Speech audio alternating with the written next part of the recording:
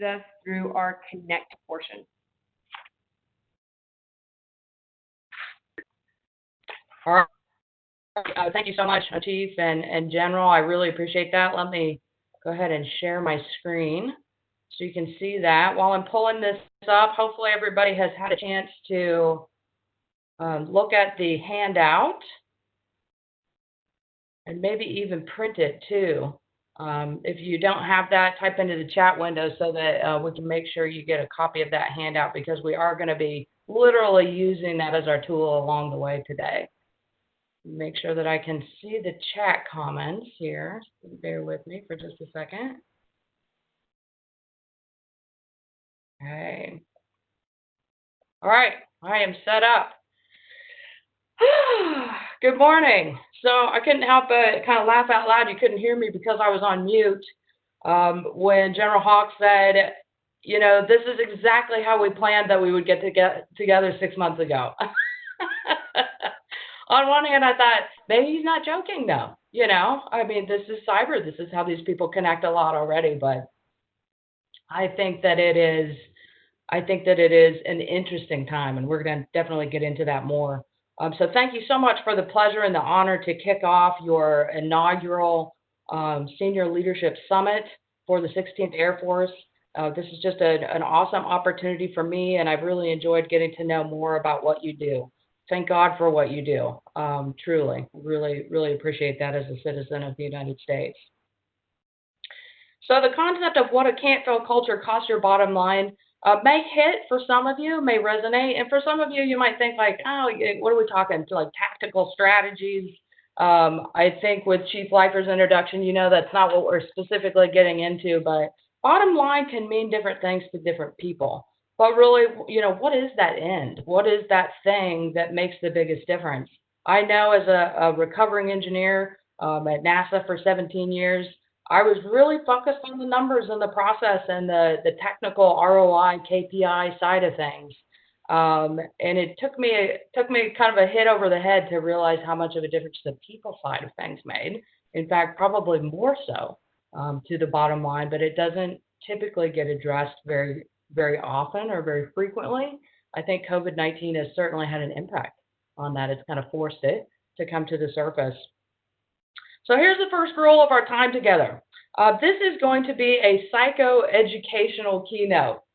So you probably get the educational side of that. And again, hopefully you have your handouts printed out, because it's just easier to actually write along while you're trying to watch and see the video and maybe type into chat.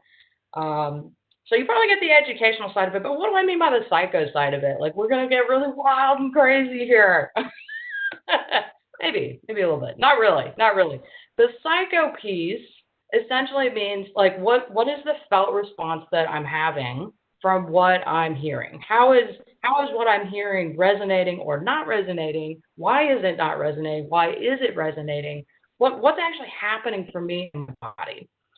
So what I want you to do along the way, you have permission to, as you're sitting, oftentimes probably by yourself, in your home offices or at your work offices, dialed into this, to really just allow yourself to feel what things feel like.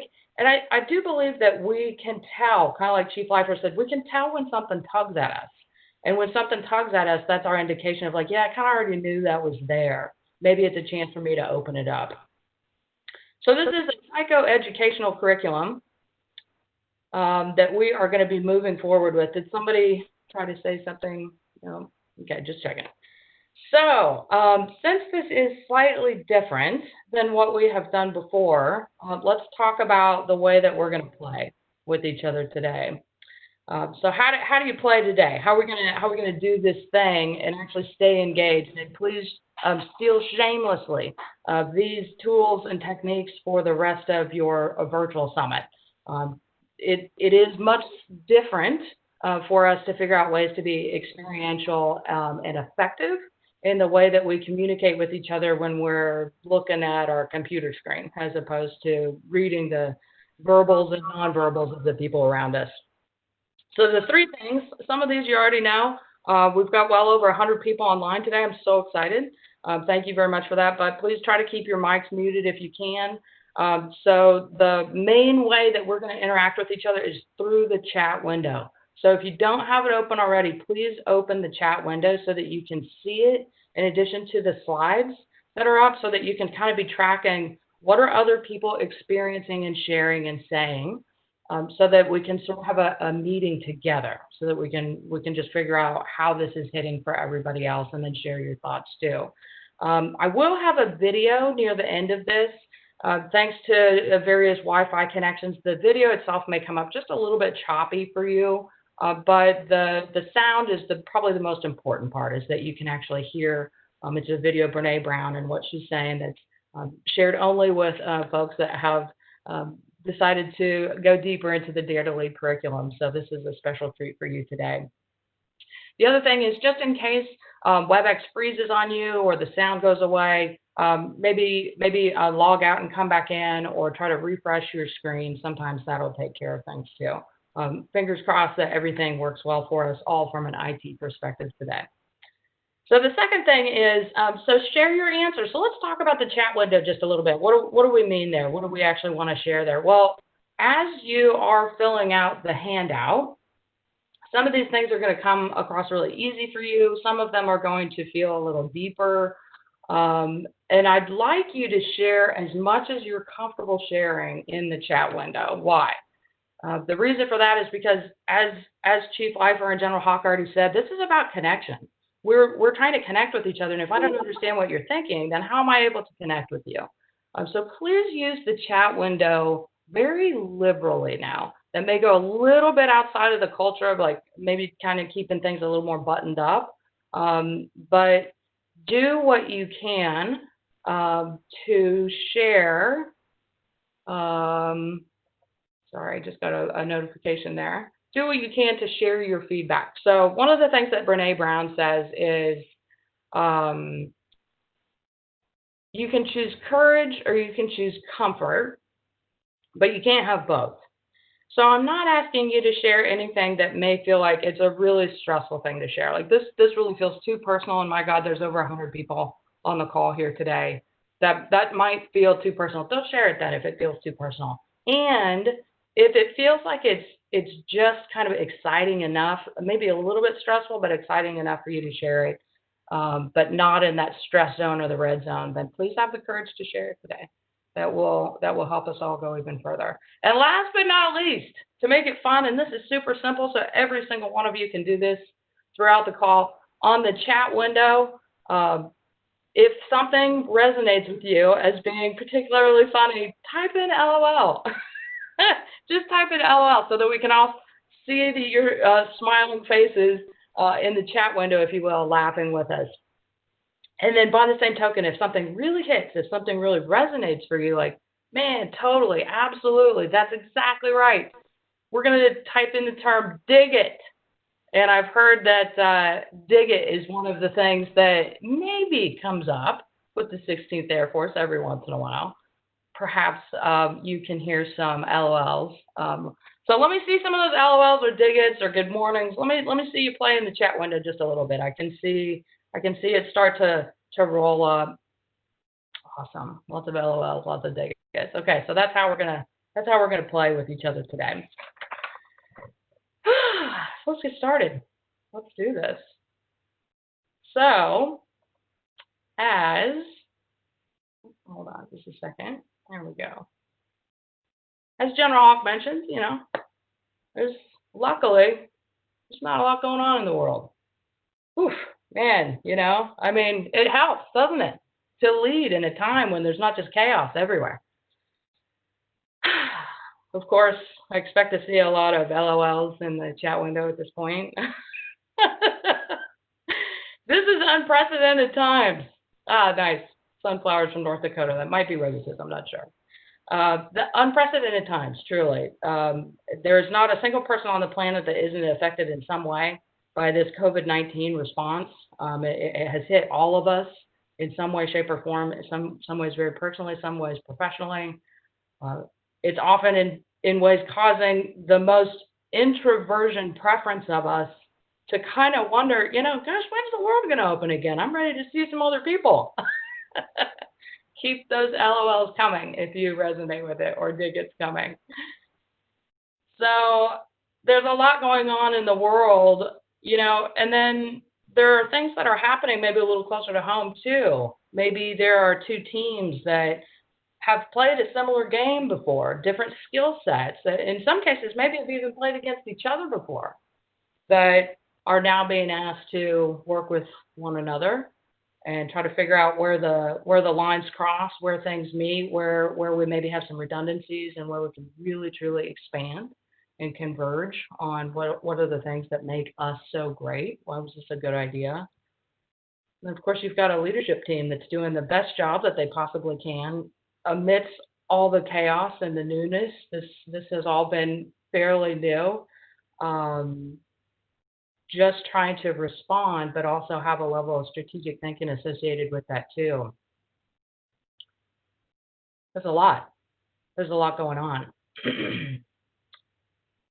So if you're rising up from wherever you've started today and just trying to make ends meet and put things together and respond to the things that are happening, but also be more strategic, right now it's like two wings, literally, that are in sync, trying to help that falcon, that phoenix, rise and really soar and thrive.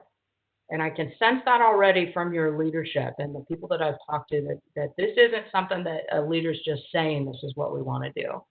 I'm getting the impression this is something that you as a leader are feeling you want to do.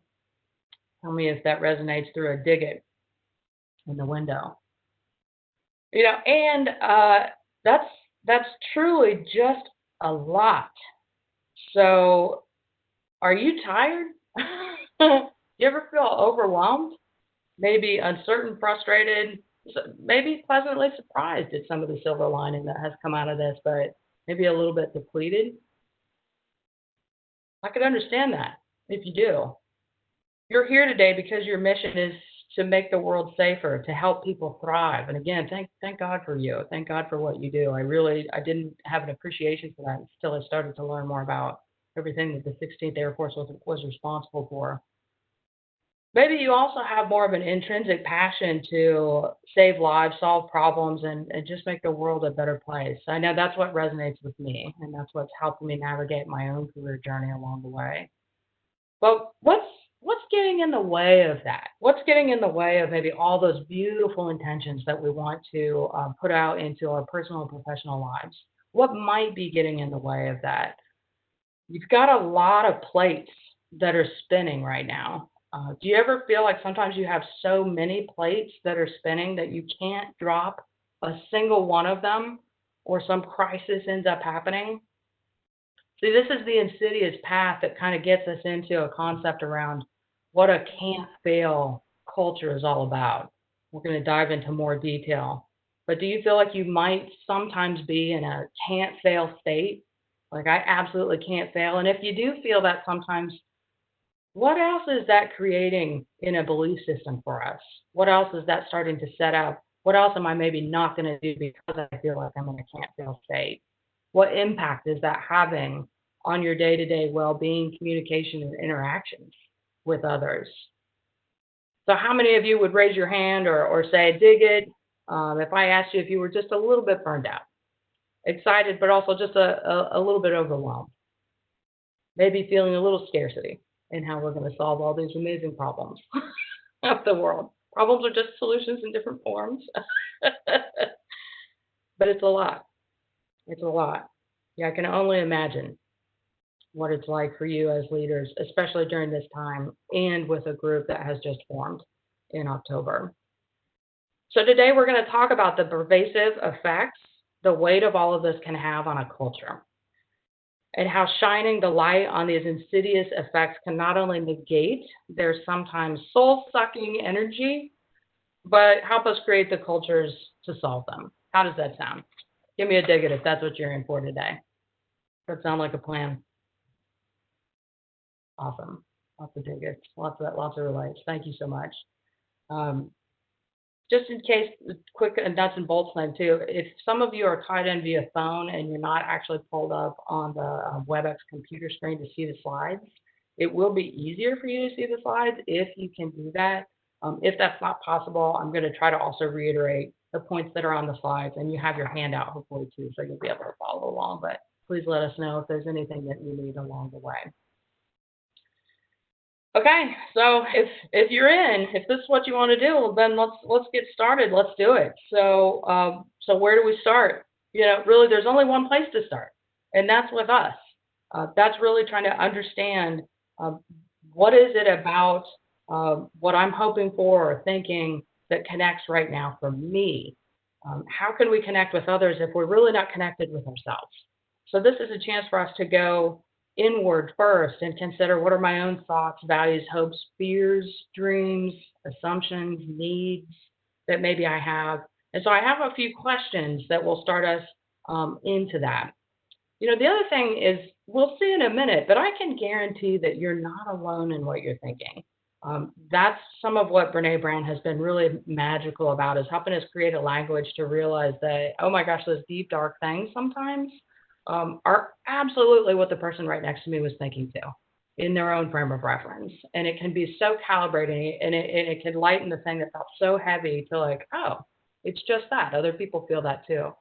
So we will get a chance to experience that with each other. So this is the first opportunity for us to dive into the handout. So on the very first page of the handout, grab your handout, grab your pens. I'm going to give you 3 minutes to answer the following questions. Write at least a sentence or so on each of those. 3 minutes to answering the following questions. Go.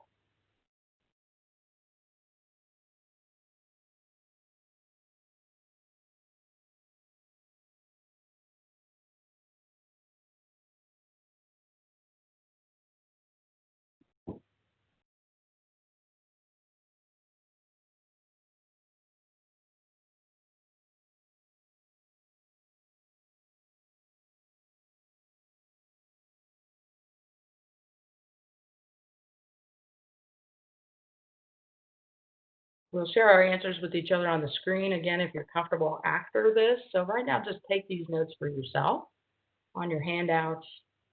I'll get clear on what your answers are. Remember the psycho part of the psychoeducational curriculum. It's not necessarily about having a right answer here. It's more about what's the answer that makes sense for me. What have I seen? And what does it feel like?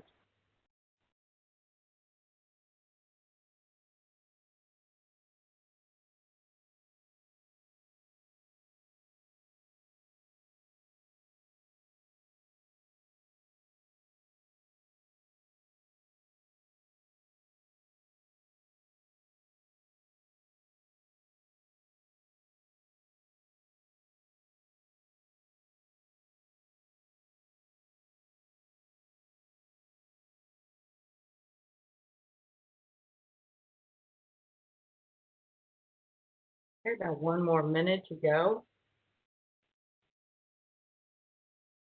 What do you really want? What does being all in mean? What does courage look like? What does vulnerability feel like?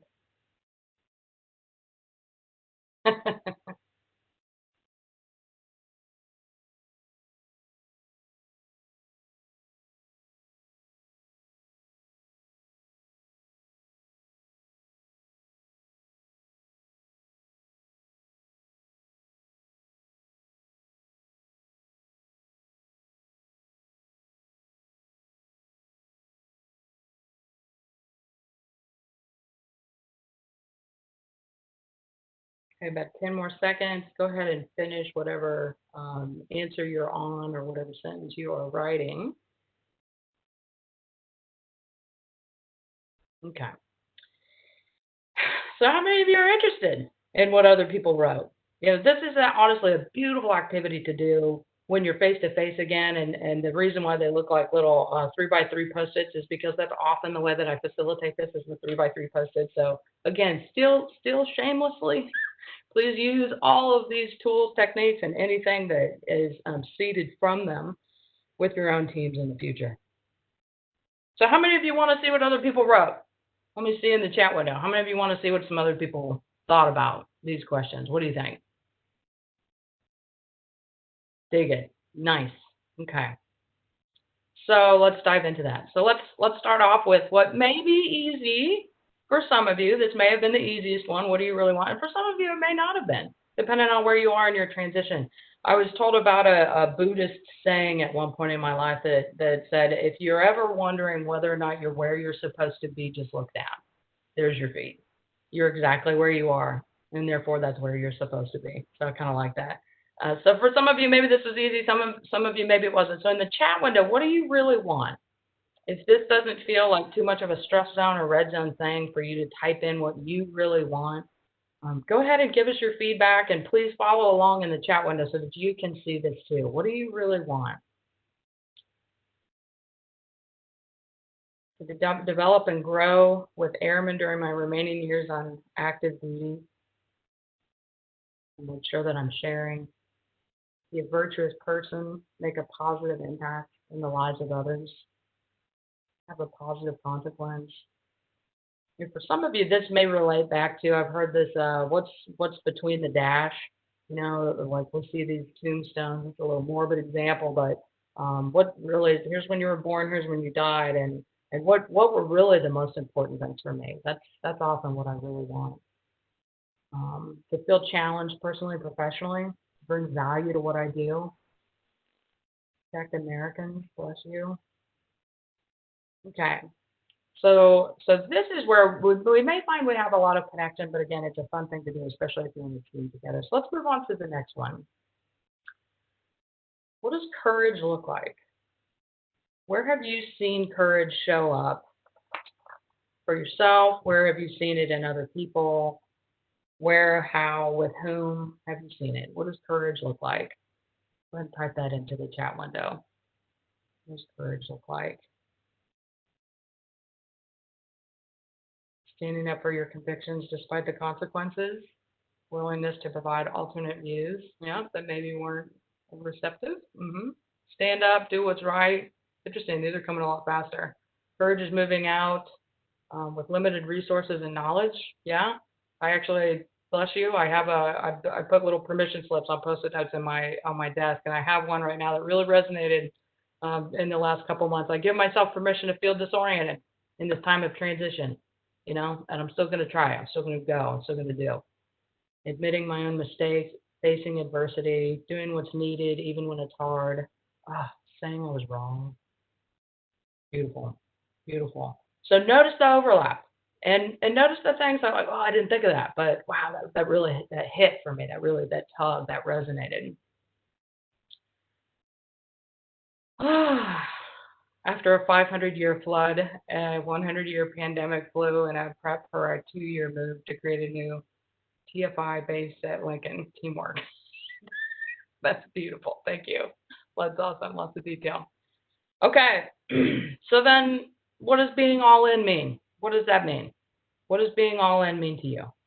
Type it in the chat window. What does being all in mean? Trust. Steve Piper. What does being all in really mean? Transparent, 100% communication, committing without conditions, 100% committed selflessly, total devotion. In the Air Force, I think this might resonate with y'all more than sometimes when I go out into corporate organizations. Maybe not. But the level of being all in is something that I think we feel pride in. We're proud of the commitment. I'm proud of the decision I made, and like kind of getting over that hurdle was like, okay, I'm in. I'm doing it. It's like I'm married. We're gonna make it work. And sometimes there's a little bit of a fear there too. Like, okay, gosh, I committed. Is this still what I want? What if something changes along the way? What if I change along the way? Am I still all in? What does that really mean? Beautiful. Thank you for sharing the parts about family, love, family, and team.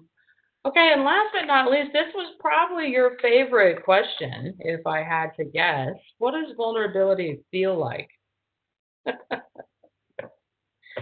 Go ahead, give me an LOL if you really didn't think this was your favorite question. I can only imagine. But what does vulnerability feel like?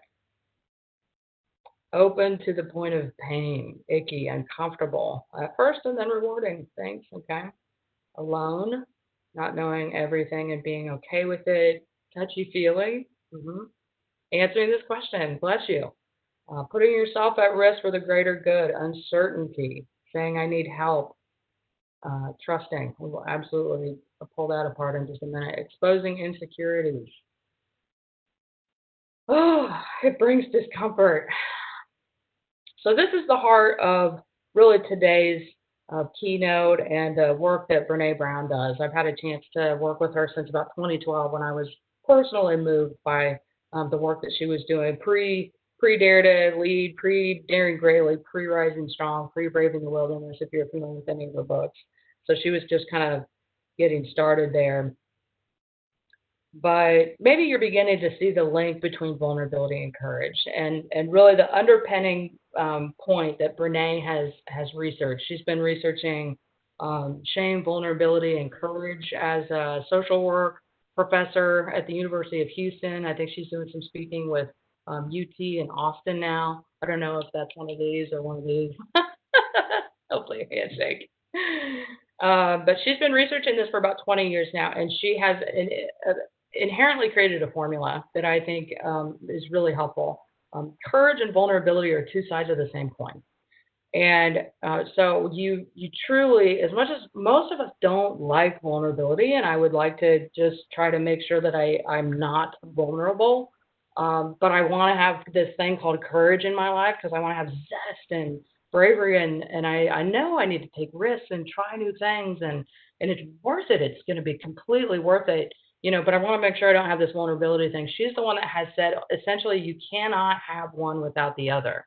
You cannot have courage without vulnerability. And I'd like you to consider that question. Can anyone think of an example to that first question? What does courage look like where you didn't also see that person in some way had to be vulnerable? Can anyone think of an example where I was courageous, but I wasn't vulnerable at all? Like it was fine. Nothing could have gone wrong. She asks this question a lot when she gives her presentations, and typically the response is, no, I cannot think of an example, honestly, that didn't require some level of me being vulnerable. So we're going to pull apart what does that really mean more, but I think we all have an understanding and a sense of what vulnerability means. And I think vulnerability is where we all started. I popped out of the womb 100% vulnerable. Thank God for my parents and the people that raised me and took care of me. And I stayed that way for a long time. And some of you may resonate with this too.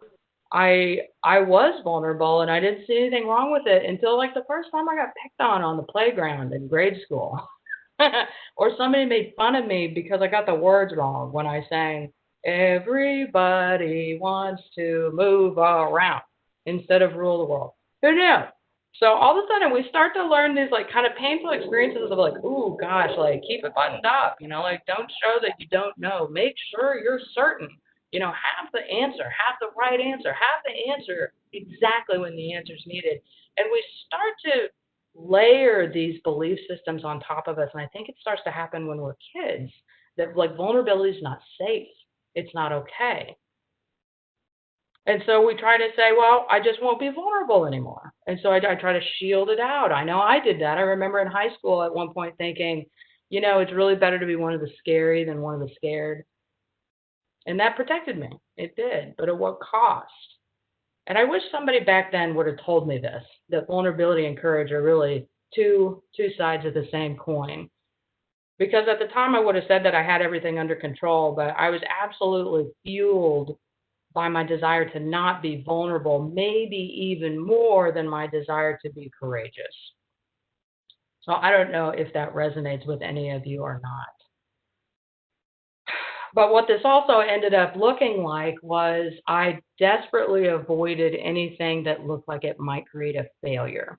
And I'm not saying I wanted to go out and purposefully create failure, but for me, vulnerability and failure were exactly the same thing. And failure was something to avoid at all costs.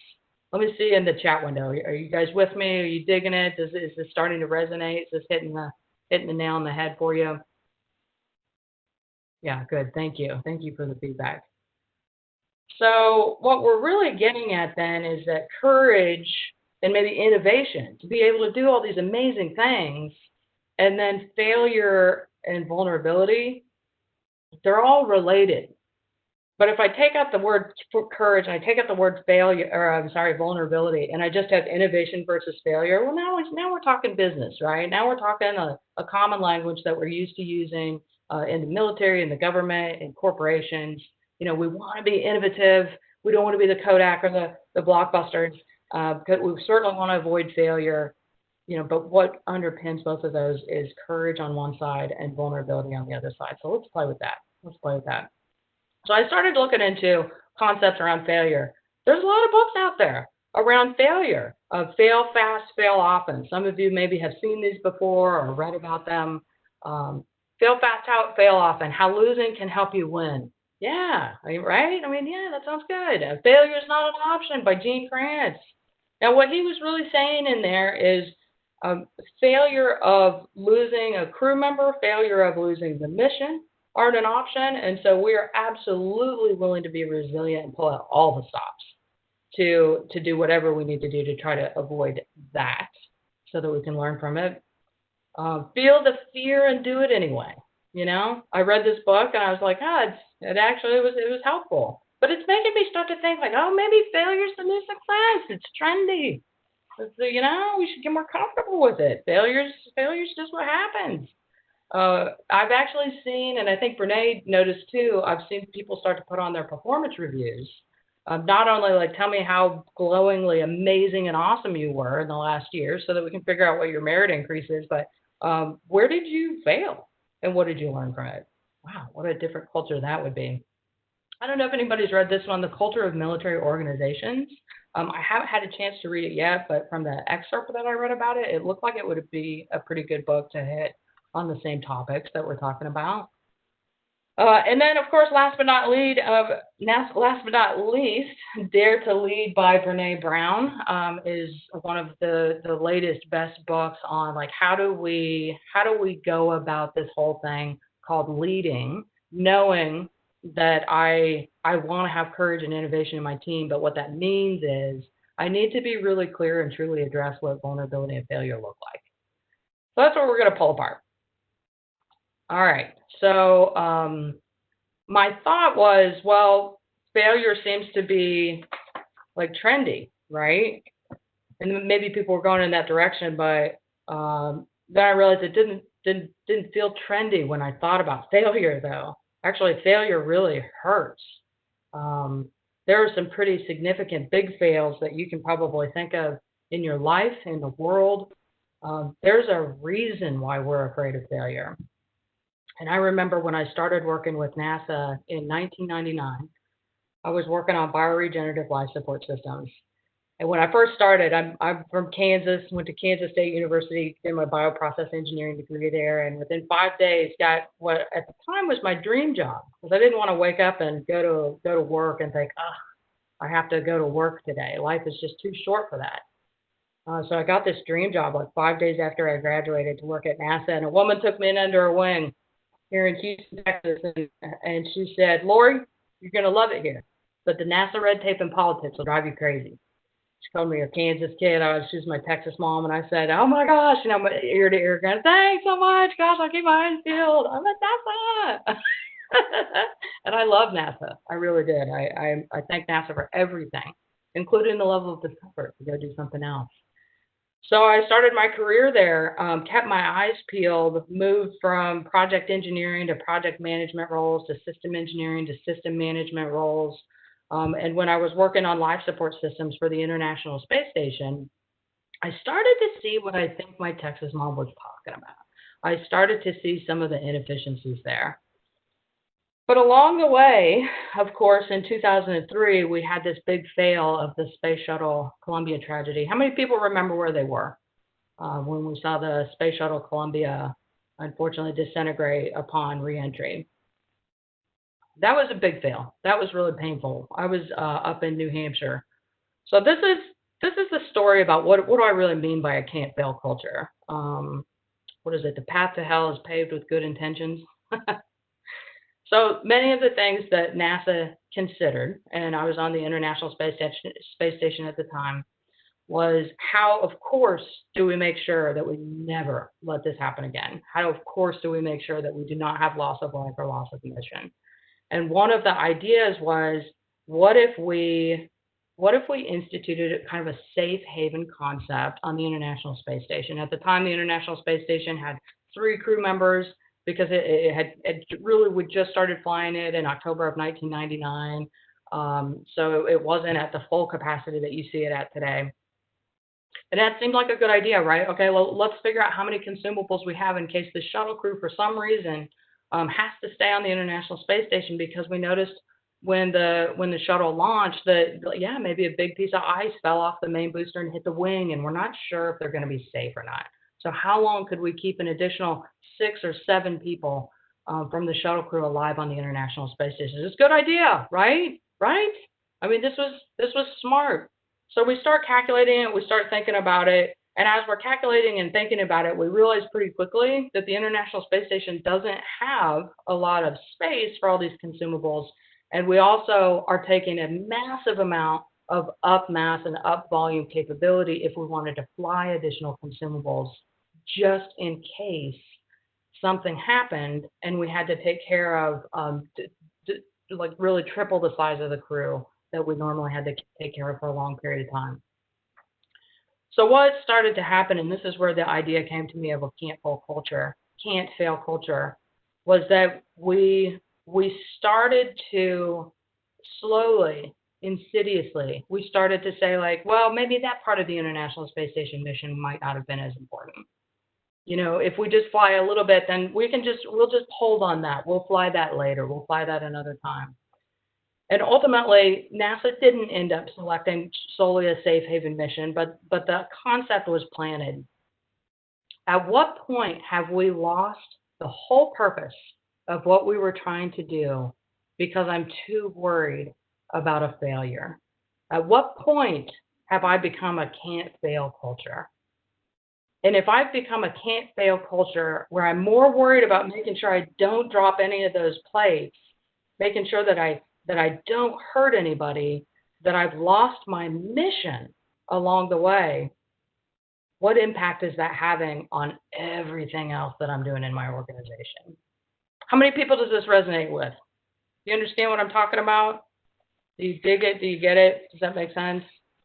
It's almost imperceptible, the way that sometimes we can walk into this. We get into such a risk-averse state that almost we're not doing what we set out to do in the first place. For me, that pulled on my heartstrings, that tugged of like, this does not make sense to me anymore, even though I totally empathize with wanting to make sure that we don't hurt anybody. But you know, the safest place for the astronauts is where? We're here on the ground. So that's what we really want to do, is make sure we don't hurt anyone. Well, stop flying into space in the first place. And then all of a sudden my courage went out the window too. So that's what we're talking about. That's what a can't fail culture looks like. So I thought, well, you know, the engineer in me, let's get a little bit more information. Let's go to this. What really is failure? Which is the all-knowing Webster Dictionary. Look that up. Popularity words, top 20%. Yeah, not super popular word to look up. So basic definition of failure. It's what you might expect. You know, so failure is essentially, you know, where something has failed. But here's what I noticed that was interesting in the definition. Failure is a lack of success. Something actually failed. But then this fourth one was interesting. Failure is also a connotation we give people. And that hit at an even deeper level for me in my own NASA experience of, wait a minute, am I a failure, or was what we were doing a failure? So let's pull that apart a little bit too, because essentially what we're getting at here is, what are my belief systems around the way that I am approaching failure? So if you can feel it coming already, this is the part where we're going a little deeper into the presentation. I guarantee we will pop back up. But what I want you to do is, on your handouts on the second page now, basically this table where we have example failures, this is where we're going to play now. So I want to just talk about some maybe not so big, not so dramatic, not so intense failures that probably happen to most of us, sometimes, you know, regularly, sometimes, you know, once a year, once a lifetime. But I want you to actually consider, as you think about what comes to mind for you, the memories, the stories, the examples. Did I actually attribute that to like that I was a failure because of it, or that person was a failure because of what happened? As I think about the story that might come along with the example situation I'm going to give you, or was it was just a failure? It wasn't in any way attributed to the person. You're not going to share this with other people, so no need to be too cocky nor too humble. Just truly, I want you to just experience the felt emotion. Did I really attribute that to a person, or was it the action? All right, let's jump in. Okay, so health. Our body fails. You know, maybe I had a heart attack. Maybe I had to have knee surgery. Maybe I got COVID-19. Right? Health. Our body fails. So was that me? Am I a failure because of what happened? And again, think through your own stories, or was it just something that happened? Well, I'm not a failure because of it. All right, next one. Our car fails. Check engine light came on. Or for you, your amazing vessel that flies everywhere in the air failed. You guys do such cool stuff. Um, was that just something that happened, or am I saying like, Bob in maintenance never does things right? Is that a person, or is that an action? Maybe I didn't meet a deadline. Maybe my flight was delayed. Maybe I didn't hit that Friday evening deadline. Maybe I didn't hit the Monday morning deadline. Am I a failure because of that, or was that just an action? And again, as you're thinking through this on your handout, just notice what's coming up. There's not a right or a wrong answer. Just notice what's coming up. IT computer fails. You get the blue screen of death. Um, and for some of you with this COVID response, making sure that the entire Air Force has what they need to be able to work remotely. Am I a failure if something didn't work out right? Or was it just something that happened? Was it just an action? We just didn't have success. I failed in my education. Maybe I had to drop classes. Maybe I changed my major. Maybe I didn't finish college. Maybe I have people that didn't finish college. Are they failures? Or was it just something that happened? Relationships start to get a little bit deeper. I love this picture. Let's celebrate it the other way. But truly, a divorce or a breakup, this one often hits us at our core. And for anybody that's been in this situation, which is maybe everybody on the call, we often feel like failures when there is some kind of a relationship issue. Let's see, two more here. Rules, I broke the law. Maybe I got a speeding ticket. I know that always freaks me out. It makes me feel weird when I get in trouble for any reason. Is that because I think I'm a failure, or you're right. I just was going a little too fast right here. And then the last one, for anybody that has owned their own business or knows somebody that's owned their own business, sometimes it doesn't work out. So when that business claims bankruptcy, is it because that business owner was a failure, or is it an example? So you may be in your mind thinking like, I don't know if I really got it. I'm kind of forcing your brain and your heart to squeeze through a wicket together right now, but you may be having a feeling around that. So depending on whether or not you felt like failure was more a person or an action, your belief around that may impact the way that you lead. It may impact the way that you communicate with others. I remember early in my journey, I was very, unfortunately, more on the people side. I was very, very divisive. And people would tell me, even though I would say, wow, I never really told that person what I thought. And they would look at me and they'd say, Lori, they know. They know already. Your nonverbals, your tone and inflection, your words.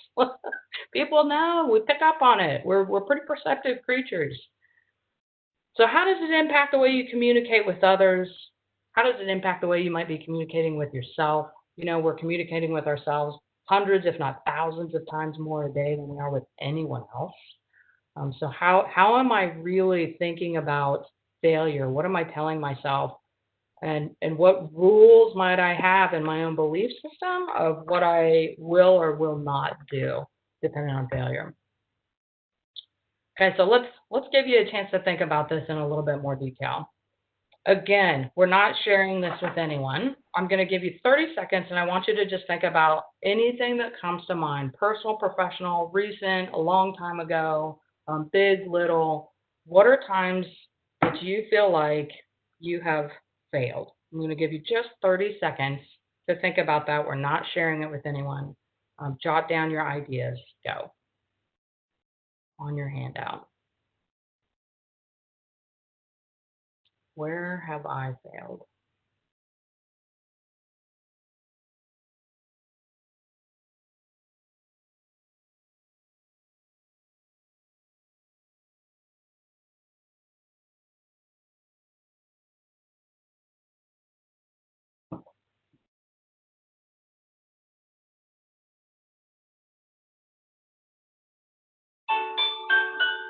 Okay. 30 seconds goes fast. Some of you may have struggled with that a little bit. I know I did. I always walk through all my own handouts, all my own exercises too, because it wasn't a way that my brain normally thought about how I approach things. But then when I was able to get past kind of that layer of like, well, it's not really a failure. I either it was successful or I learned something from it. Once I got past kind of that positive feeling, I got down into, for me, what was the more some of the darker things of like, yeah, that still didn't feel right though. I didn't actually like how that happened.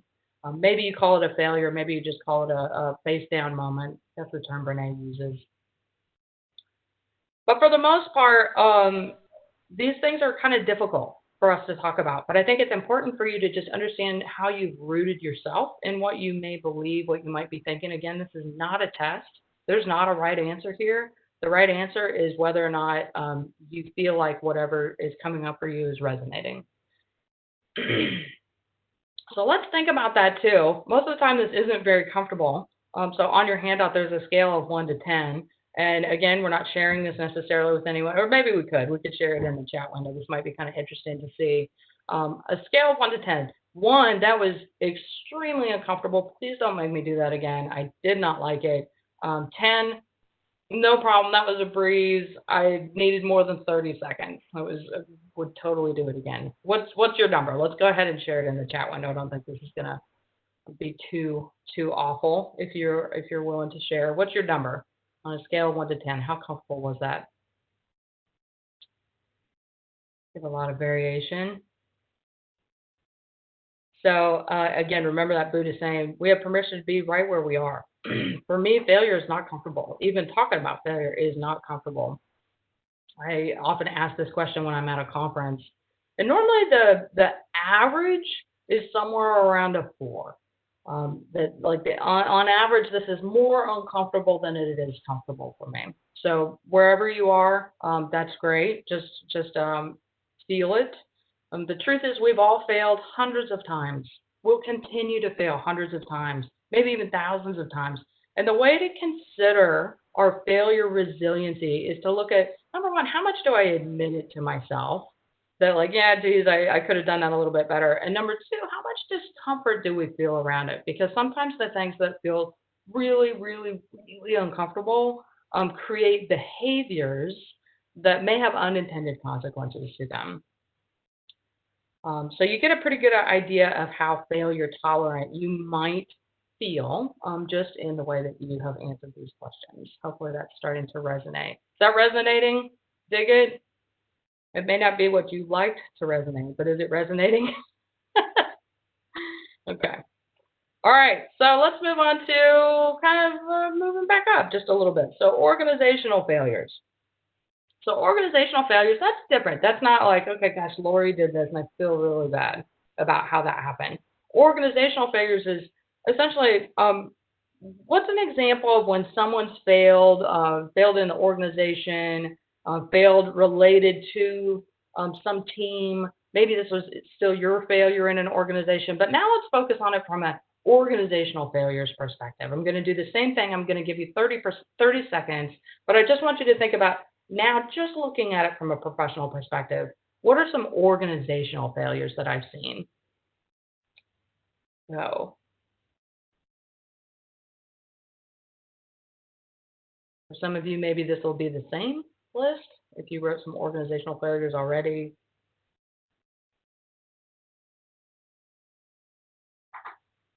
Could be little things, it could be big things.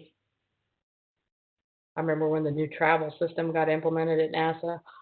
That might have been considered an organizational failure, but it wasn't. It worked. It was just a little difficult. All right, that's 30 seconds. That's 30 seconds right there already. So as you consider the way that this resonated for you and your level of comfort versus the slide before this, where we talked about your own failures, often if I'm talking to a group of leaders, this slide might be harder and feel even more uncomfortable than the previous slide because you feel like all this weight is on your shoulders if you fail. So how many of you, just in the chat window, how many of you felt like organizational failures was less comfortable to write about than personal failures? Let me just see a little bit of feedback.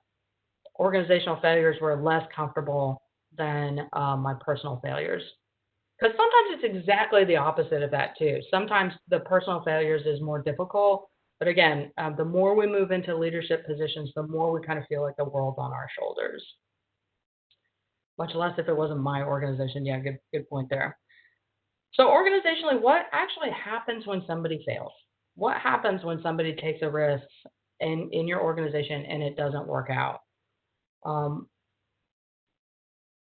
This is a kind of difficult situation because some organizations have a better resiliency to this and some don't. But, you know, we can't really even look at it just from a total organizational perspective. I almost have to drill down to like my specific team and sometimes maybe even specific individuals on that team with respect to how do we treat failures. Because I have absolutely seen in my career that people that have tried and failed, you know, we give them the good, like, yeah, man, you know, hey, it was courageous, good job. I'm so glad that you tried that, and we all learned something from it. And we never give them an opportunity again. We kind of blackball them. We kind of put them in the box, and they don't really figure out that happened for maybe 6 months to a couple years. But slowly we've kind of killed their soul. Hopefully you don't see that a lot, but I know when I started thinking about it from this lens, I started realizing I actually was seeing it fairly regularly, that when people tried and failed in our organization, they didn't get another opportunity to try. So Brene uses a concept, and this is from one of her books, The Daring Way, that I thought really helped us to not only experience this, but also like, what does it look like in an organization when I have basically a can't fail culture? What does it actually look like? And to me, this was the secret decoder ring. She said, you'll know you're in a shame-based culture, and shame is kind of what we were talking about failure. Shame is you are bad for what you did versus guilt is like, oh my gosh, you know, you should feel guilty about that. That was pretty bad, but you're a human just like me. You know, so shame is like you are bad for what you did. You'll know you're in a shame-based culture when you see a lot of fear, blame, and disconnection in your culture, in your team, in your organization, in your base. Conversely, then, you'll know you're in an empathy-based culture, which is, gosh, maybe somebody got indicted for embezzling from the organization. Can you even imagine, right? Actually, I can. I can imagine what lack feels like. I can imagine what scarcity feels like. I can absolutely imagine what fear feels like. I can imagine what pride feels like that might have driven me to make bad decisions. So it doesn't mean that I am in any way accepting something really bad that someone might have done, but I can at least understand it. I can empathize with it because I know what those feelings feel like.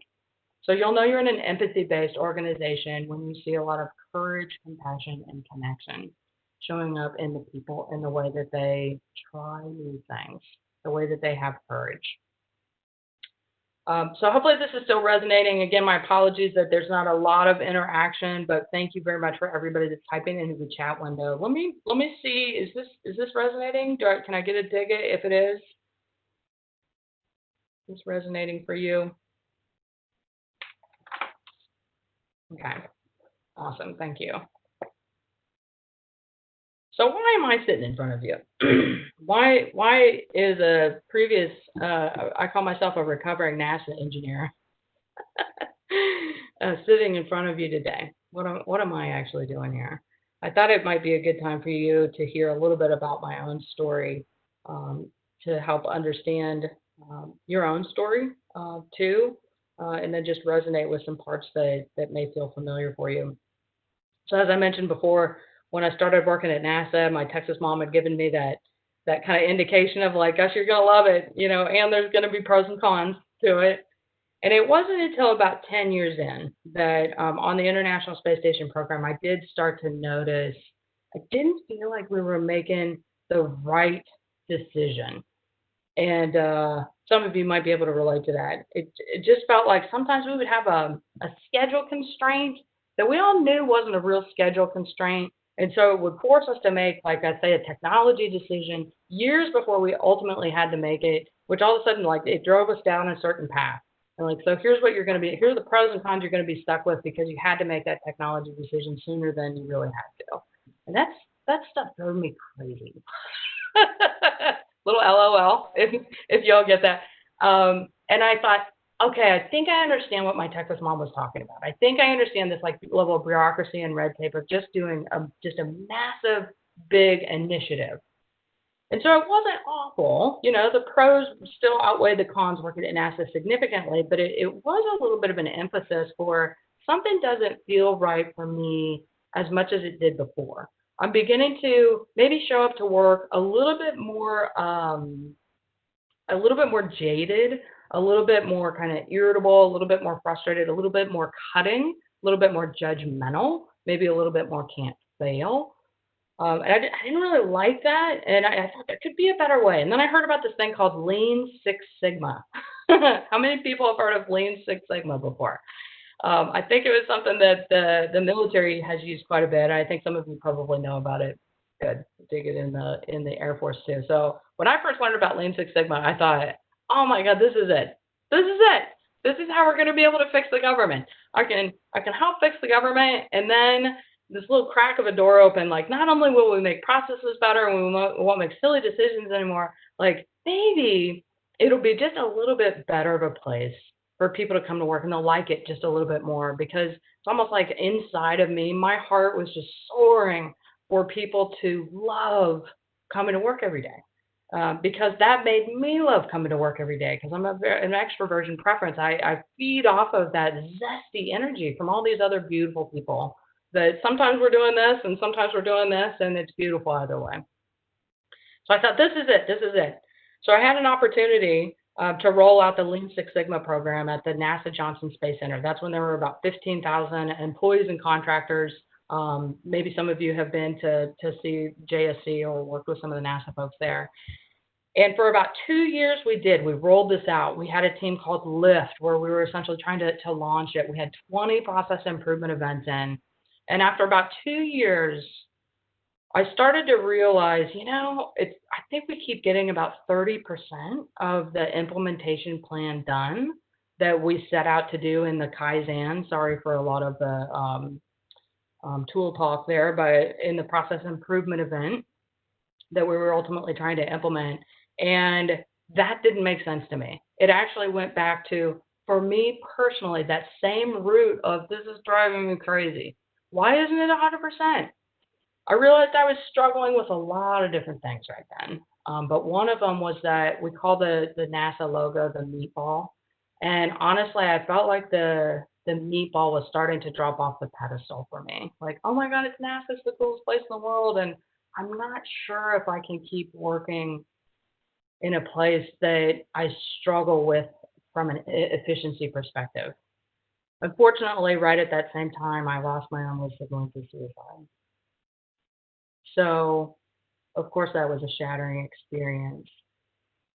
And it probably took me about 2 years of growth to be able to look back on it and say, I think I was experiencing a double death at the same time. I was experiencing the idea of what I thought my career was going to be and the difference that I was going to be able to make in the world, and kind of the outlet that maybe I could use to do that, at the same time that I had this just shattering in my family. And I'm thankful. That sounds weird to say it that way, but I'm thankful because I feel like after a lot of healing, it gave me 10,000 foot tall legs to go back to that thought that I had when I was graduating from college of, life is too short.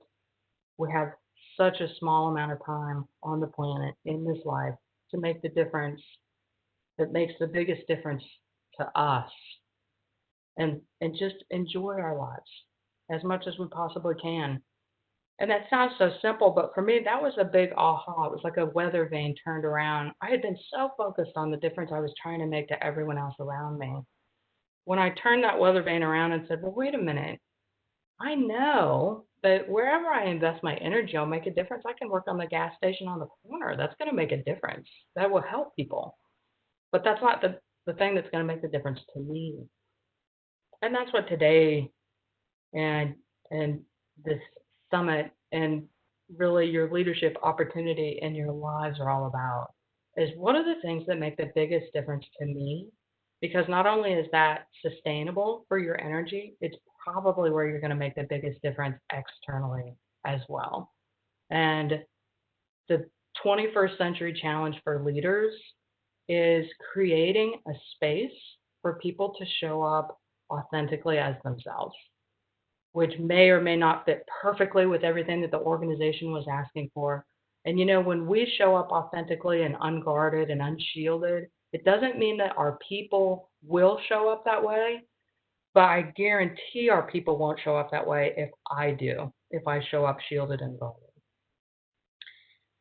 So I started my journey to ultimately leave the one thing that I knew was what Lori was all about, was to ultimately leave the U.S. government.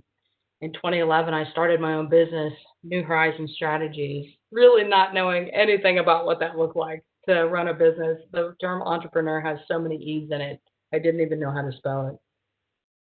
But now New Horizons Strategies' vision is to be the champion, inspiring sustainable change in the professional world to allow everyone to come alive.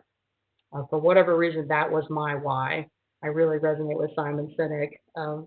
Thank you, General Hawk, for referencing him as well. My why is to be a positive, sustainable presence in other people's lives. Through facilitation, coaching, and consulting, we help organizations, individuals, and groups really see what they want and where they're not getting it, and put a holistic action plan in place to help you achieve your goals. And from a logo perspective, some of you may find this interesting. I've always been fascinated by the thin blue line.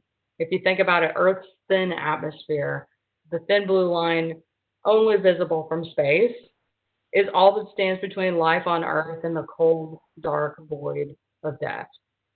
The thin blue line is allowing us to survive. It's allowing us to exist. It allows us to sustain life. But what really makes us thrive? What really makes you come alive? The author Howard Thurman said, don't ask yourself what the world needs. Ask yourself what makes you come alive, and then go do it, because what the world really needs are people that have come alive. So that's what we're out to give the world every day. And it's been a tough pivot. I'll be honest. Hopefully some of this has resonated with your own stories in your life, or maybe where you are right now. It's really tough to pivot. It's tough to change. And I can't imagine my life had I not made those very courageous, painful, vulnerable decisions many years ago that I continue to make today. Thank you for listening to my story. So let me give you a chance to dive into yours. What's your story? If you had to think about your own experience almost from a lifeline perspective of level of fulfillment versus time, what's your lifeline look like? We hope that it's my fulfillment just went up and up and up and up and up my entire life, and it was so great. But how many people's lifeline actually looks like that? It probably looks more like a sawtooth curve. And where do we really learn the most in our lives? We really learn the most in our lives when we've been taken to our knees and have to rebuild up again. Maybe that's where you can resonate with some of the things that are happening for you in your life, personally or professionally right now. So back to your handouts, see if you can further dissect what does success mean to you. There's just a couple of lines there, but is it just about a paycheck? My guess is not, although that's helpful. But, let's not take that away. Is it about making a difference in someone's life? Is it about being innovative and solving massive world problems? Is it about protecting life on the earth? Is it about sustaining life on the earth? And you may define success differently than you did before. Maybe today's definition of what success looks like for you as a leader and as a human being on the planet looks different than it did before, and that's okay too. That's as my story kind of mentioned. So as you think about what success looks like to me, the next question on the handout is to consider. Again, thank you, General Hawk and Chief Lifer, for kind of going into why do we do what we do. This is a fairly new team. This is the first time we've had a chance to all get together, and we're all together in a way that nobody probably would have expected. And we're making it work. But how does the why, empowered airmen delivering outcomes for the nation, how does that resonate with you? Empowering you to innovate, to produce the most impactful outcomes, trying to set you up for success, set your teams up for success, to meet the strategy for our national defense. How can we commit to producing these outcomes? How does that resonate for you? Do you find it to be particularly motivating? How does it motivate? And would this potentially be an entry point for the way that you work with your own teams? And ask them what they think too. This is often a place where I like to, just from a facilitator's tip, if you get a chance to use the Simon Sinek TED Talk, I often will ask that maybe if a group of 15 or less, the smaller the better, so it feels fairly safe, but ask people to share what their why is, and then see if you can understand what the team why is and how it will fit into the overall general why that General Hawk talked about as well. So what's your why? What does success mean for you? And how does it tie into the organization that you're supporting today? All right, so that's a lot of an overview. So let's talk about this success thing. So we've talked about a lot of awareness. Now let's talk about some of the tools to help us pull back up on the other side. Before I move in there, hopefully this is resonating. Can I get some bigots if it is? Where this hits you. I'm hoping you'll get a chance to share this with each other. Good. Success is helping others fulfill their mission and achieve their dreams. Beautiful. Good. What a great team. Yeah, truly. It's an honor to be with you today. Thank you. All right. So here's the recipe for success. This is not rocket science. This is actually fairly easy, but it's nice to have something that you can go by. Like here's kind of what it actually looks like, right? Okay, so for success, we must have keyword innovation, right? So go ahead and fill these out along your handout on the third page. For success, we must have innovation. We know this. We've been talking about it for 20 years now. You've got to stay ahead of change. You've got to be able to respond strategically and tactically to the things that are coming at you at the time. No longer can we sit idly by and just continue to, be successful because we once were. So we must innovate. But for us to be able to innovate, we must take risks. Innovation inherently means that I'm doing something that's never been done before. So I have to know that it's okay to take a risk so that I can innovate and try something new in my organization. Otherwise, I'm not going to take the risk in the first place. So what do I need to be able to take risks in my organization? Before I put this out there, what would you say? What if you typed into the chat window? What do I need from my organization to know that it's okay to take risks? What would you say? Nice. Trust, courage. Ooh, psychological safety. Nice. Good. Cool. Okay. Yeah, you guys got it already. So this isn't, again, it's not rocket science. It's not super new. Trust. I have to be able to trust that my organization isn't going to throw me under the bus. If I've seen two guys on my team that tried new things and continue to try new things and literally are getting poo-pooed on their ideas all along the way, am I going to stick my neck out there? No, of course I'm not. And then what did that cost me? Now I'm not going to take risks. I'm probably not going to innovate. I'm not going to be successful, and maybe I'm going to become that bump on a log It starts to tell you all the reasons why your idea is not going to work anymore. We love those people, right? But there's one thing more besides trust. There's one thing more besides trust, and some of you started hitting on it already. In order for us to be able to trust that my organization won't throw me under the bus, and to some extent to be able to trust that I myself won't beat myself up too bad if I fail, think back to your own failures and that level of comfort that you had, I must exhibit a level of vulnerability. So let's pull this apart. Let's pull this apart. So again, innovation, that's all about new. New. If it's something that somebody's done before, even in a slightly different way, you probably hear airplanes flying overhead right now,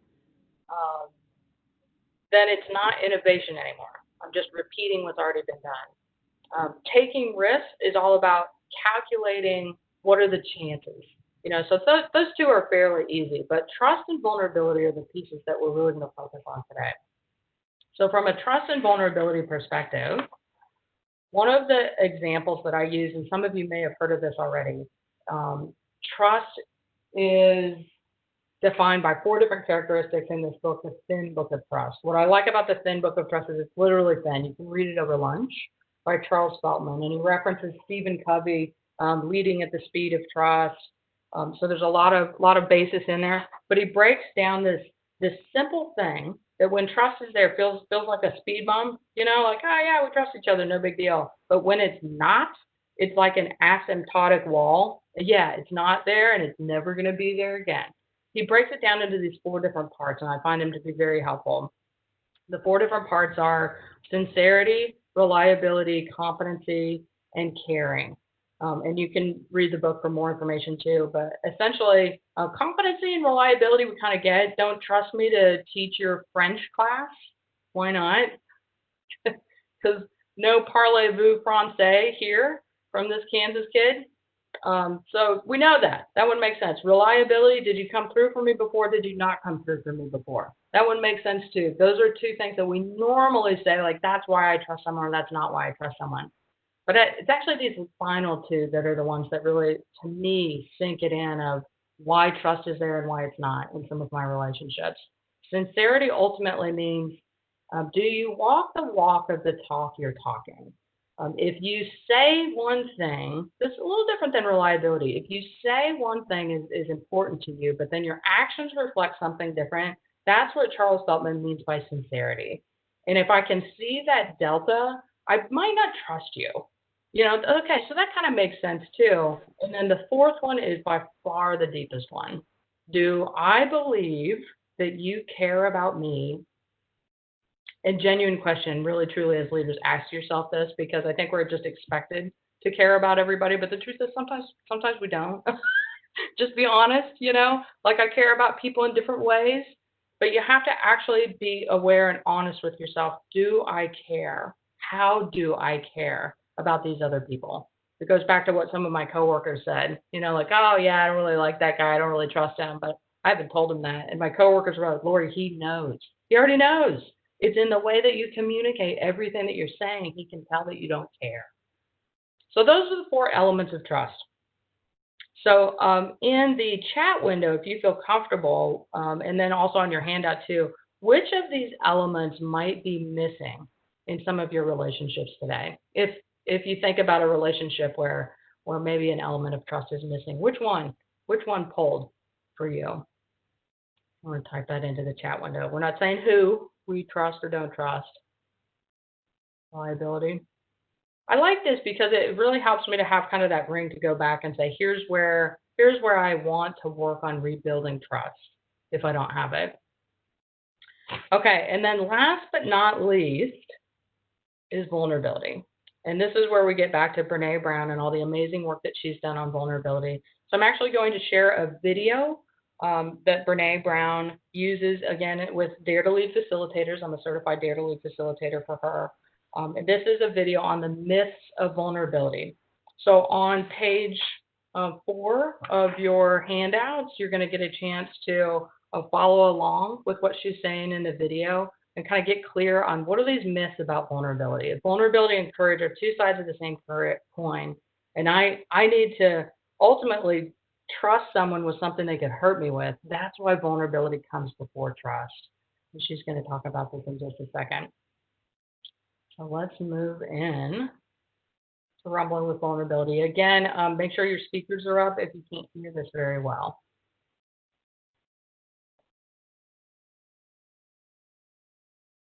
The question I always get is, where do I start with vulnerability?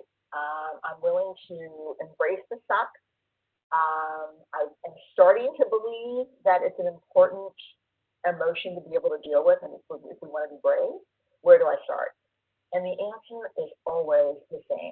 Start with the myths.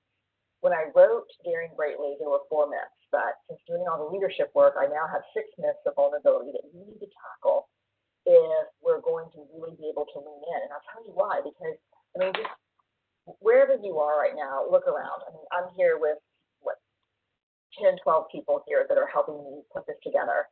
And raise your hand if you were raised believing that vulnerability was weakness. So every hand in here goes up, and I'm sure where you are too, like, yeah. But here's the weird part, here's the catch. Raise your hand if you were taught that it was important to be brave when you were growing up. Right, this is the rub. Like, we were told, be brave, don't be vulnerable, but there is no courage without vulnerability. And so we have to bust these myths that keep us from being real and honest and authentic. So 6 myths. Number 1, vulnerability is weakness. We've talked about it a little bit, but let me dig into when I first started the research outside of the leadership world, when I first started 20 years ago, and we started asking people, what is vulnerability? The answers ranged from the first date after my divorce, trying to get pregnant after my 2nd miscarriage, sitting with my wife who has cancer, making plans for our toddlers, starting my own business, getting fired, having to fire someone, saying I love you first. Look, there is no equation where any of those things equals weakness. Is it hard? Hell yes. Is it uncomfortable? Brutally. Is it awkward? To the bone. Is it weakness? No. It's brave. It's brave to show up and let ourselves be seen. It's just not weakness. There are 2 paradoxes, though, that make it hard. Is when we see someone being vulnerable, we're like, oh man, yeah, vulnerability looks brave in other people, but it still feels like weakness to us. And number 2, when I meet you, the first thing I look for when I meet someone is their vulnerability, their humanity, their authenticity. But it's the last thing I want to show you in me. So number 1 myth, just not the case. Vulnerability is not weakness. It is our most accurate measure of courage. And in fact, I can say that now in an empirically based way because we have the Daring Leader Assessment, which is basically assessing courage by measuring how vulnerable you're willing to be. Then there's myth number 2. I don't do vulnerability. And one of my favorite stories about this, and it actually ties into another myth, I was literally working with rocket scientists and doing this work on Dare to Lead. And a guy came up to me during a break and said, hey, I like the work. I just want to tell you, I actually don't do vulnerability. I said, what do you mean? He goes, yeah, I'm a payload engineer. If I'm vulnerable, shit falls out of the sky. And, and as a Houstonian, I'm like, yeah, like extended vulnerability. Like I want to keep my front and backyard clear of crap falling from the sky. And I said, well, tell me more. Like, tell me what the hardest part of your work is. And he said, well, it's not the engineering part, it's the leading part. I lead a team now, and a pretty big team, and that part is hard. And I said, what about it specifically is hard? And he's like, well, I have a guy that's worked for me for the past a year, and 3 quarters in a row, his deliverables are completely off, and now I'm starting to get in trouble because he's not doing his work. And I said, well, have you talked to him about it? And I said, yeah, but it's too hard, and one time he almost cried, and I can't do it. It just feels like, I don't know, it feels vulnerable. I asked. He's like, God, we all do vulnerability. Look, if you're watching this and you don't ever in your life experience uncertainty, feelings of risk or emotional exposure, then, call me. We'll chat. But we're all vulnerable. The question is, do you do it consciously and knowingly, or do you do it unconsciously? Do you do vulnerability with awareness, or does vulnerability do you? That's the only question. And for this guy, and we're going to talk about this in a minute, is another myth, he confused systemic vulnerability with relational vulnerability. Like, yeah, I'm not interested in vulnerable systems. I want surgeons and engineers and, security and internet protocols to be not vulnerable. But the people who are implementing and running those invulnerable systems must be vulnerable, because when they're not, that's when we start hiding mistakes. That's when we start not owning things. That's when we start not giving people feedback who are making mistakes. Then your invulnerable system that you're trying to build is at the greatest jeopardy when the people running it refuse to lean into uncertainty, risk, and emotional exposure. Myth number 3, I can go it alone. Here's the thing. We are neurobiologically wired for connection with each other. It's why we're here. And the heart of connection is vulnerability. The one need that we have that supersedes all of our needs is to be seen and known and loved. And if you're not vulnerable, you can't be seen. So you can't go it alone. You're pushing against biology. Myth number 4, you can engineer the uncertainty and discomfort out of vulnerability. So this is the 2 pieces. 1, don't confuse systemic vulnerability and relational vulnerability. And I spend a lot of time in technology, a lot of time working with engineers.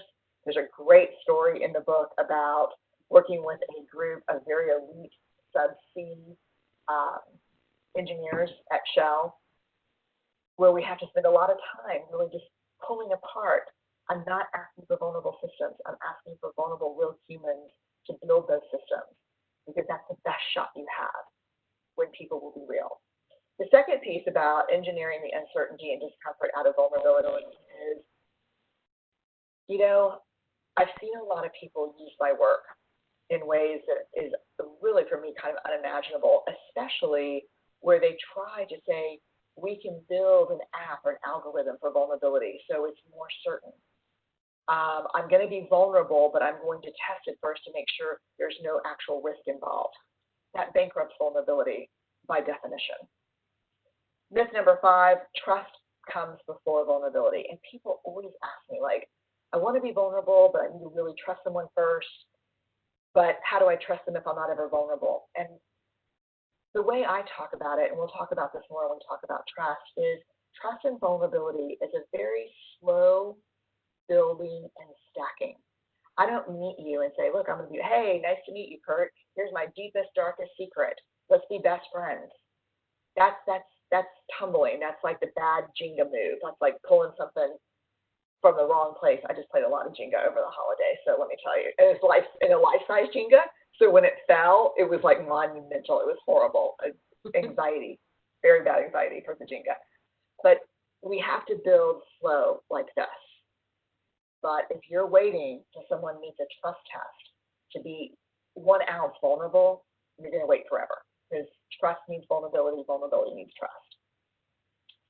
The last myth, and this is the big myth, that vulnerability is disclosure, that vulnerability is oversharing. Like, why do I need to be vulnerable? Like, I'm not going to tell everyone my hard things. And, people ask me all the time, like, I want to be a genuine leader. How often do I need to cry at work?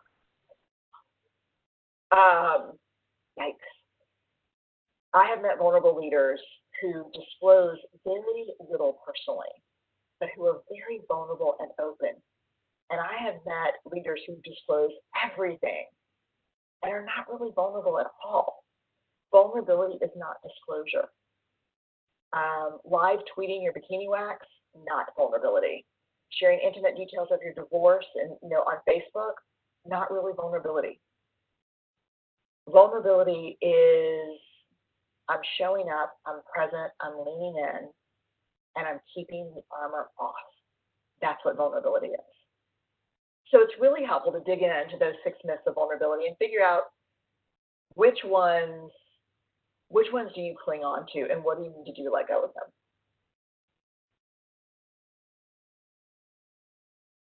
Okay. Hopefully everyone was able to hear that video okay and maybe even see it well too. Oh, I love listening to Brene, I really do. Okay, so let's make sure you got everything on the handout. So just in case you missed it, vulnerability is defined as risk, uncertainty, and emotional exposure. I think she snuck that in at a certain point, but you may have missed it. Risk, uncertainty, and emotional exposure. That's how she defines vulnerability. First myth is that vulnerability is weakness. It's not weakness. It's actually our most accurate measure of courage. Second myth, I don't do vulnerability. And she says, we all do vulnerability. Do you do vulnerability with awareness, or does it do you? The third myth, I can go it alone. We're not wired that way. We're not neurobiologically wired that way. Actually, it's the heart of connection. The heart of connection is vulnerability. Fourth myth, you can, and believe me, I tried this one, you can engineer the uncertainty and discomfort out of vulnerability. Hopefully some of you are giggling a little bit too. Fifth myth, trust comes before vulnerability.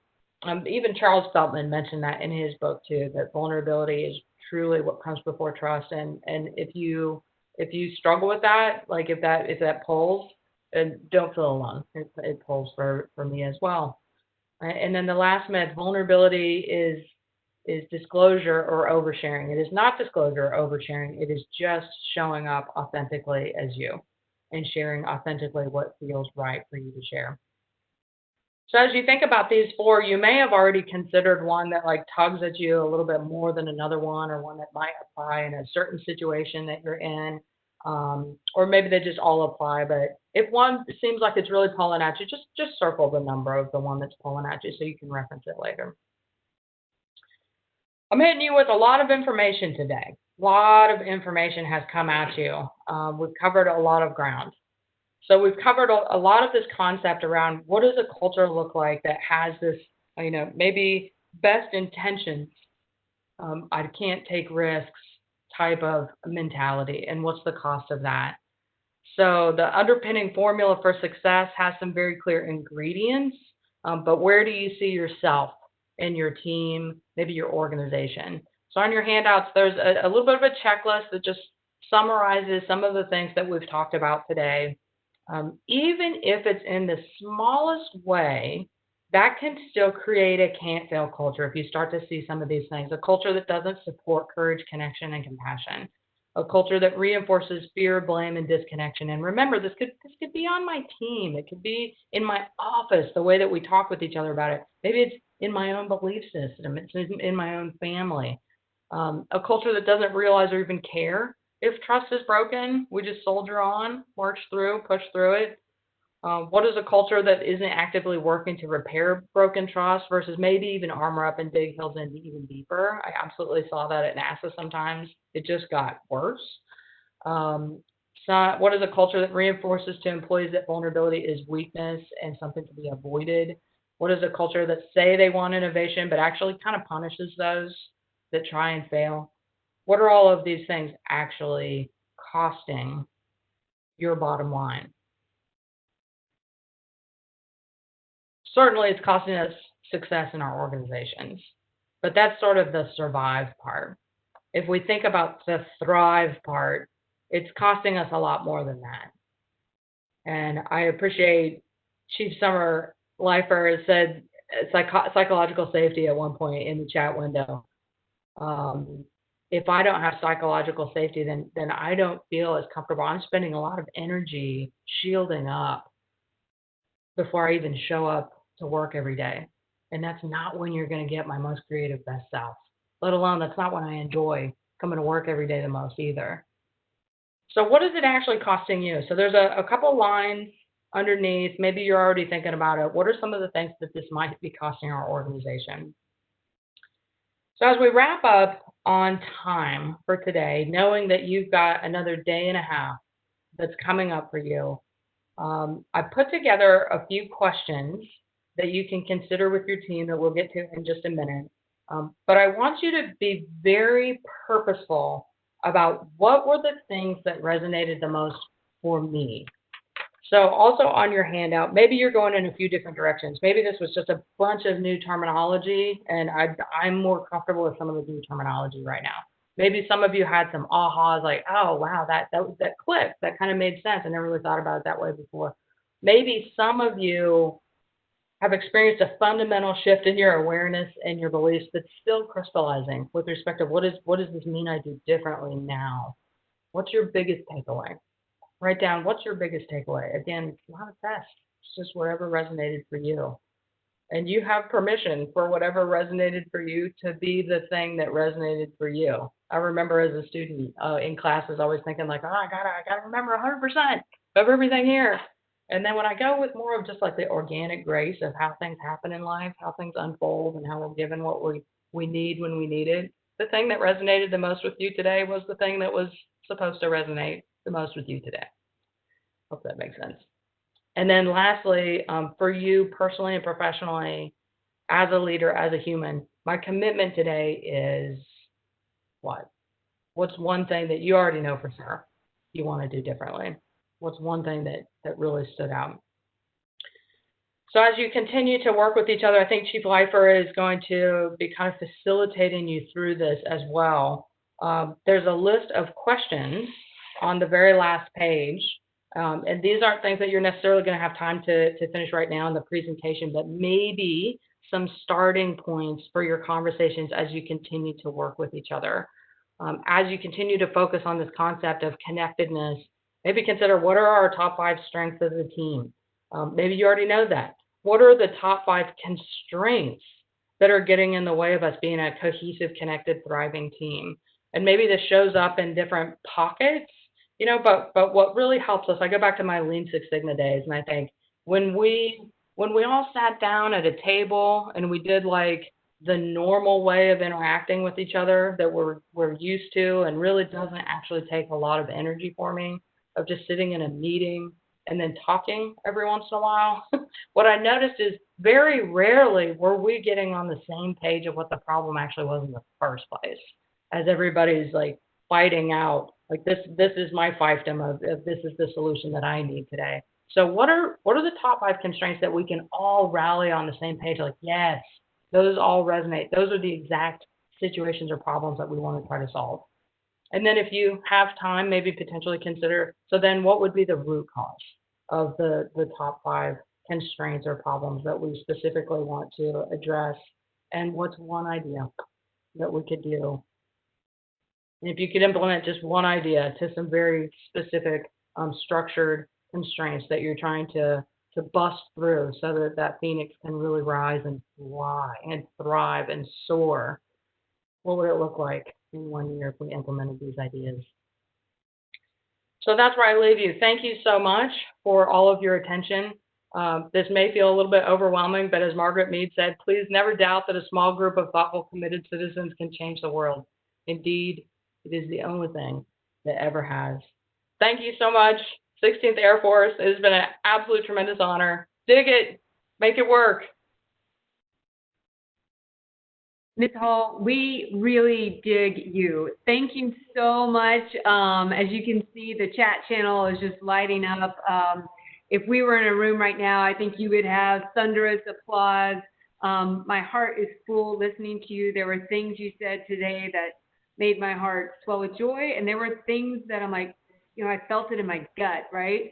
And I know that I'm not the only one, that there are a lot of our teammates out there that are feeling the same thing. And I'm so proud that this and you helped start our very first 16th Air Force Senior Leader Summit. I am so grateful to you with all of my heart to you. Thank you for helping us define this moment as an organization, as individuals. You are making the world a better place. You are helping us reach new horizons, and I so much appreciate you. Thank you.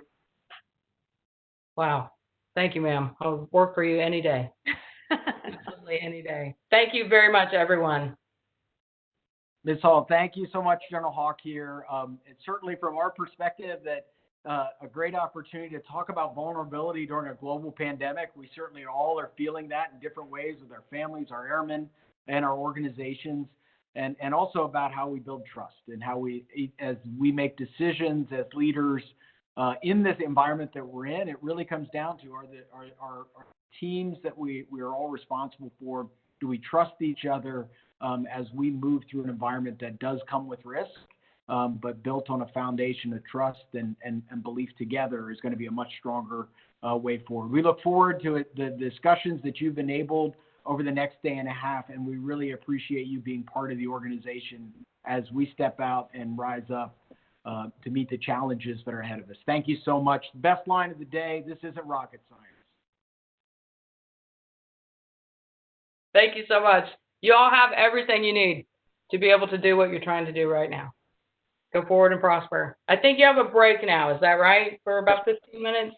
Yes, ma'am. Thank you. Thank you again very much for jumping in and this awesome presentation. I truly appreciate your time, and I will sync up with you next week on some follow-up. Thank you, ma'am. Leaders, we are on a 15-minute break. We'll meet back up at 11:05 on this same chat session, so you do not need to leave and re-enter. So 15 minutes. Thank you very much.